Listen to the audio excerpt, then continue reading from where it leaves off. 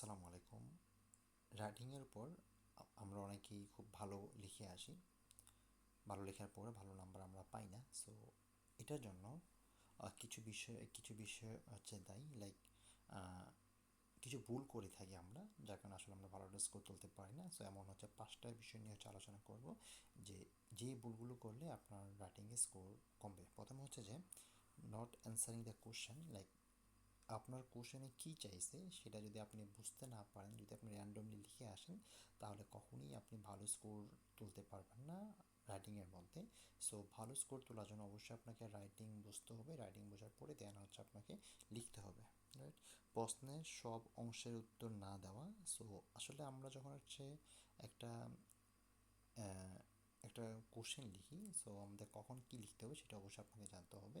একটা format follow করে দেন হচ্ছে আপনাকে অ্যান্সার করতে হবে। নিজের অপিনিয়ন পরিষ্কার না করা, লাইক হচ্ছে আপনি কী মনে করেন, সো সেটাও হচ্ছে একটা আপনার আবার দিয়ে দিবেন এমন কিছু একটা। টপিক থেকে সরে যাওয়া, সো লাইক আপনাকে একটা টপিকের উপর আলোচনা করতে বলছে, সো ওই সিমিলার কোনো একটা কনসেপ্ট নিয়ে আপনি হয়তো বা একটু লিখতেছেন, দেন হচ্ছে আপনি টপিকের বাইরে গিয়ে আপনি আইডিয়া দিচ্ছেন, ঠিক আছে? সো এটা করা যাবে না, অবশ্যই আপনাকে টপিকের মধ্যে থাকা লাগবে। দেন হচ্ছে নট সাপোর্টিং ইউর আইডিয়াস।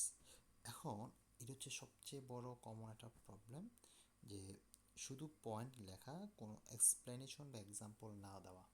আপনি হচ্ছে আইএলসের মধ্যে যেটা মূলত চাই, যে আপনি যদি একটা আইডিয়া লিখেন বা একটা আইডিয়া দেন, এটাকে আপনি ডেভেলপ করবেন। সো মূলত হচ্ছে এক্সামিনার ডেভেলপ করতে চায়, মানে ডেভেলপ মানে আপনার কাছ থেকে আশা করে যে আপনি একটা আইডিয়া দিয়েছেন, এটা কেন, কী, কীভাবে এক্সাম্পল সহকারে এটা একটা এক্সপ্লেইন করবেন।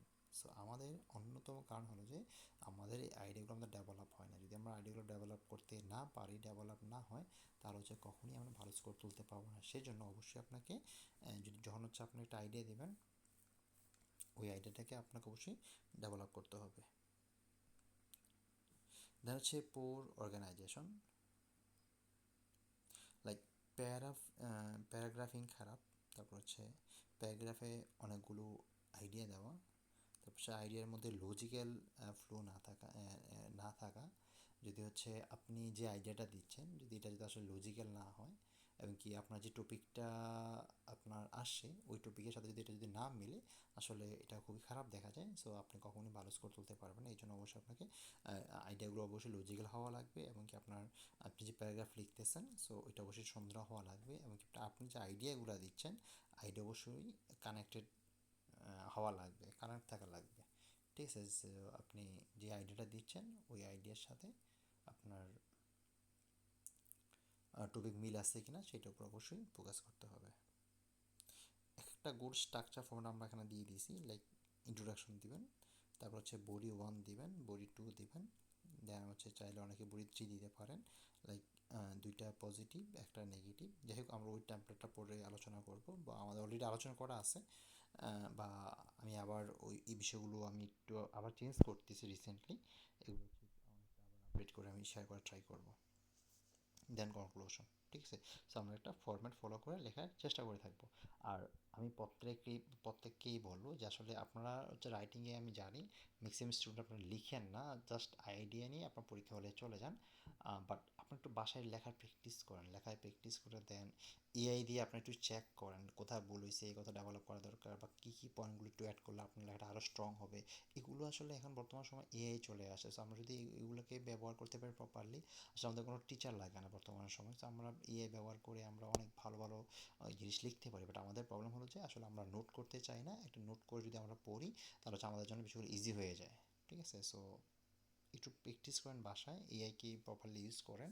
আমি মনে করি যে আপনার ভালো কিছু শিখতে পারবেন এআই থেকে। আর এআই ইউজ করে আপনি যা কিছু শিখতে পারবেন, আসলে একজন টিচার কখনোই তার ধারাকাছেও শিখতে পারবেন আপনাকে। বাট কথা হলো যে আপনি যেন ওই রেজাল্টটা পান, সেভাবে হচ্ছে আপনাকে প্রম্পটিং করতে হবে, বা এআইকে জিজ্ঞাসা করতে হবে, দ্যাটস ইট। এ আপনাকে দিয়ে দিবে। দেন ফাইনাল পয়েন্ট হলো যে writing to little or too much.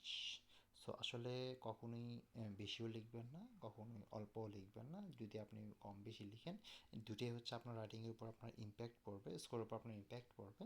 So একটা স্ট্যান্ডার্ড একটা ফর্ম্যাট আপনি ফলো করবেন, like no less than 230 word, তারপর হচ্ছে অনেক বেশি হইলে প্লাস 400+, এটা কখনোই করা যাবে না, কারণ আপনাকে দুইটা লিখতে হবে, part 1 and part 2। So part 2 যদি আপনি আগে লিখেন, ট্রাই করবেন 40 মিনিটের মধ্যে কভার করার, অ্যান্ড বাকি যেন 20 মিনিট থাকে পার্ট 1-এর জন্য কভার দিয়ে দিবেন।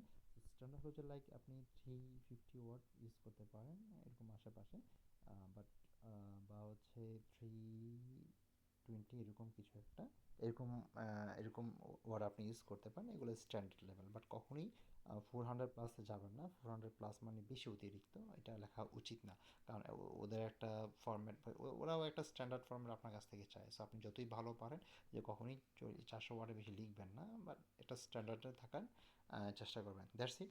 সো এই 5টা পয়েন্ট হচ্ছে ইম্পর্টেন্ট যদি হচ্ছে আপনি রাইটিংয়ে ভালো স্কোর করতে চান, এগুলোতে অবশ্যই ফোকাস করতে হবে, এবং অতিরিক্ত কোনো কিছুই করা উচিত না। আপনাকে একটা স্ট্যান্ডার্ড মেনটেন করে দেন হচ্ছে আপনাকে লিখতে হবে। Thank you.